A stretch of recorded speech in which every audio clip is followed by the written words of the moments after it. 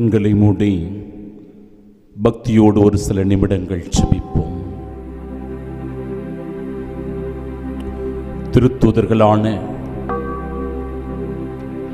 சீமோன், யூதா ததேயு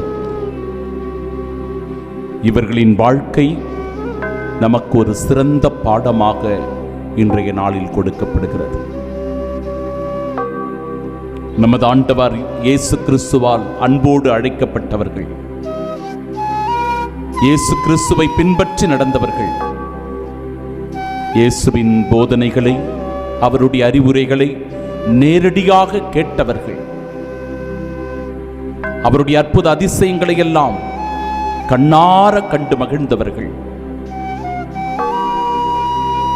இயேசுவின் பாடுகளிலும் அவருடைய மரணத்திலும் முழுமையாக பங்கெடுத்தவர்கள், நேரடியாக கண்டவர்கள்.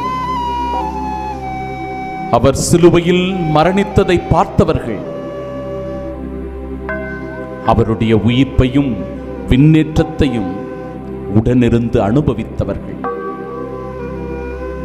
இப்பேற்பட்ட திருத்தூதர்கள் தூய் ஆவியினால் முற்றிலுமாக ஆட்கொள்ளப்பட்டு உலகெங்கும் சென்று படைப்பிற்கெல்லாம் நற்செய்தியை பறைசாற்றுங்கள் என்று சொன்ன நம் ஆண்டவர் இயேசு கிறிஸ்து மார்க்கு நற்செய்தி 16வது அதிகாரம் 15வது இறைவார்த்தையில் குறிப்பிடுவது போல உலகின் பல்வேறு இடங்களுக்கு சென்று கிறிஸ்துவை பற்றிய நற்செய்தி அறிவித்தார்கள். அவர்களின் பாடுகளை எடுத்துச் சொன்னார்கள்.